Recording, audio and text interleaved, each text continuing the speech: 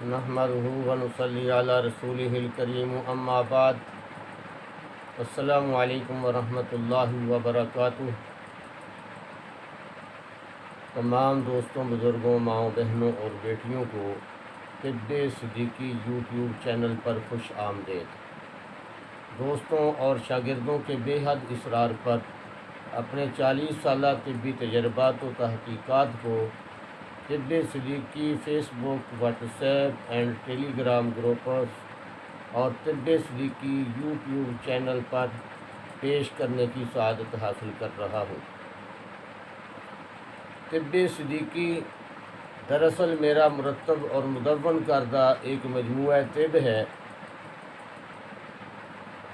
میرا خاص طریقہ علاج ہے جس میں سر فہرست طب نبوی صلی اللہ علیہ وآلہ وسلم اور طب روحانی یعنی اوراد و وظائف اور طب یونانی اور صدیقی علاج بالغذاء یعنی Siddiqui natural treatment of herbal medicine in simple organopathic medical science شامل ہے۔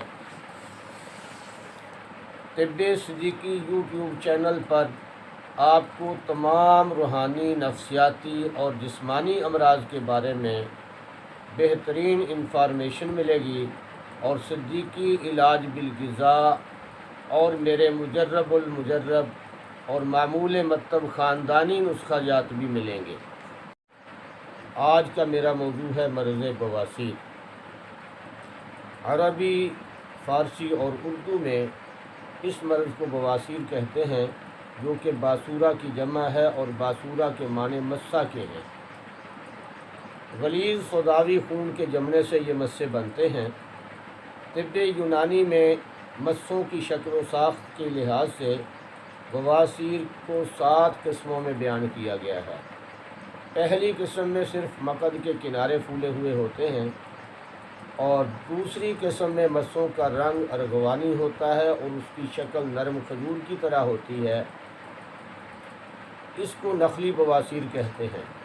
نمبر 3، مسے اگر انگور کی شکل کے ہوں تو اس کو انگوری بواسیر کہتے ہیں۔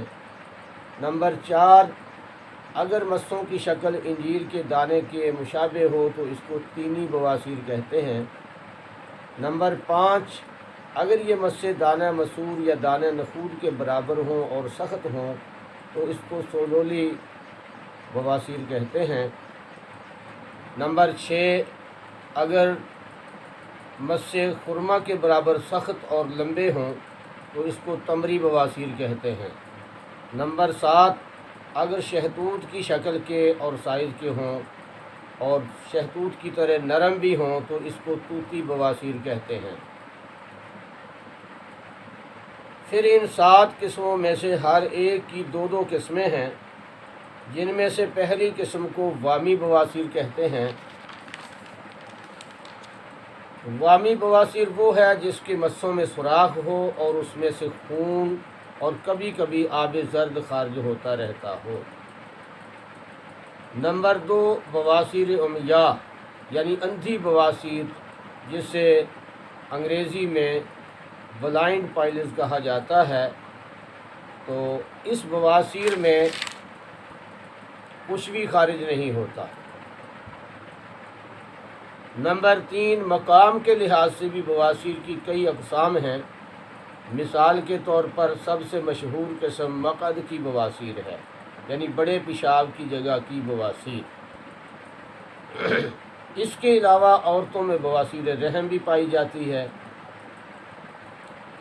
مقام کے لحاظ سے بواسیر کی تیسری قسم بواسیر الانف ہے، یعنی ناک کی بواسیر، اور مقام کے لحاظ سے بواسیر کی چوتھی قسم بواسیر الشفت ہے، یعنی ہونٹوں کی بواسیر۔ اس کو میڈیکل سائنس میں ایپیتھیلیوما آف لپ یا کینسر آف دی لپ کا نام دیا گیا ہے۔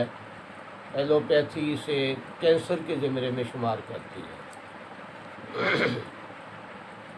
عزیز ساتھیو، یہ تمام تفصیل طب کی مشہور کتاب شرح اسباب جلد سوم کے اندر بھی موجود ہیں، اور طب یونانی کی دیگر کتب مخزن الحکمت، مخزن العلاج اور انسائکلوپیڈیا طب یونانی آف انڈین کے اندر بھی موجود ہیں، اور بھی چھوٹی موٹی طب کی کتابوں کے اندر یہ اقسام موجود ہیں۔ لیکن عام طور پر طب یونانی میں بواسیر کی دو قسمیں مشہور و معروف ہیں۔ نمبر 1 بادی بواسیر، نمبر 2 خونی بواسیر۔ نظریہ مفرد اعضائے اربعہ کے حامل اور شارح پروفیسر حکیم محمد اشرف شاکر صاحب کے نزدیک بواسیر کی 4 اقسام ہیں۔ پہلی قسم بواسیر بادی ہے، اور دوسری قسم بواسیر خونی، لیکن خونی بواسیر کے وہ 3 درجے یا 3 اقسام بیان کرتے ہیں۔ پہلی قسم عضلاتی قشری ہے، دوسری قسم ان کے نزدیک قشری عضلاتی، اور تیسری قسم ان کے نزدیک قشری اعصابی ہے، جس میں پیپ آلود آب زرد کا اخراج ہوتا رہتا ہے۔ پروفیسر حکیم شاکر صاحب کو بواسیر کی اس چوتھی قسم میں سخت علمی مغالطہ لگا ہے، کیونکہ قشری اعصابی یعنی گرم تر دراصل جگر کی مشینی تحریک ہے۔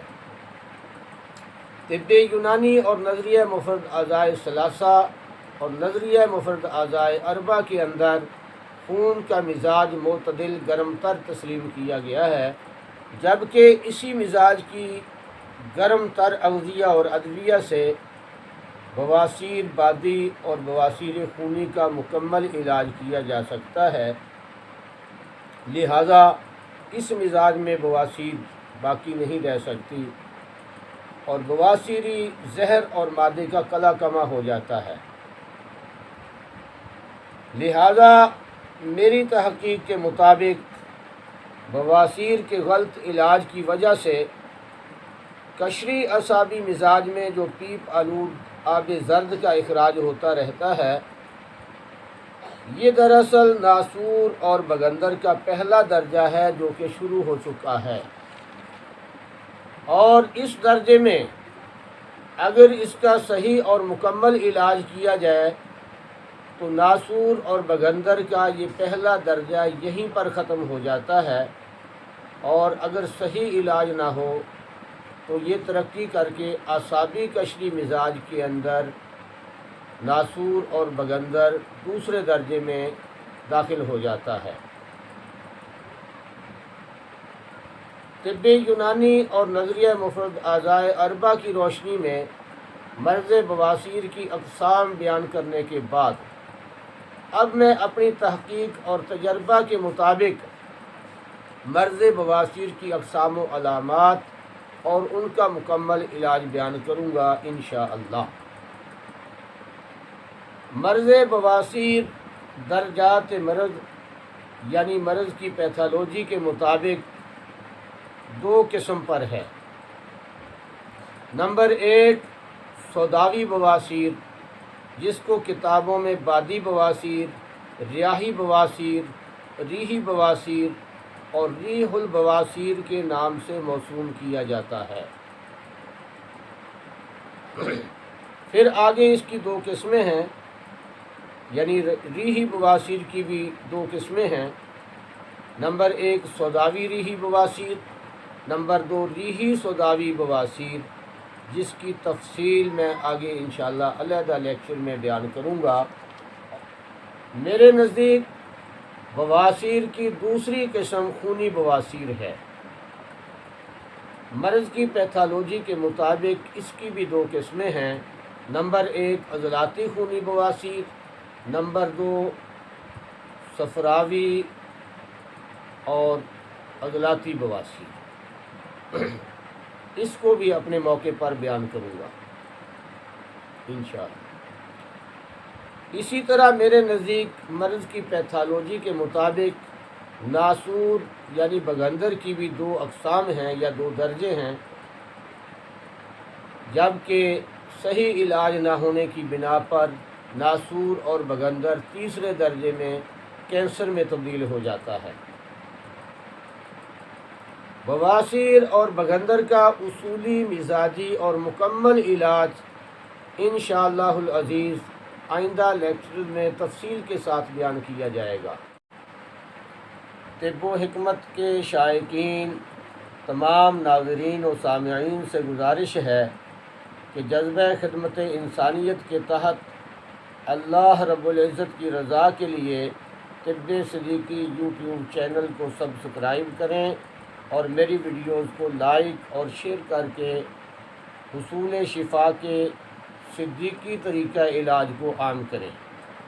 اللہ تبارک و تعالیٰ سے دعا ہے کہ ہم سب کو عجب، کبر و ریا سے بچائے اور ہمیں خدمت خلق اور خدمت دین کی توفیق عطا فرمائے اور اسے ہمارے لیے اور ہماری آنے والی نسلوں کے لیے صدقہ جاریہ اور ذریعہ نجات بنائے۔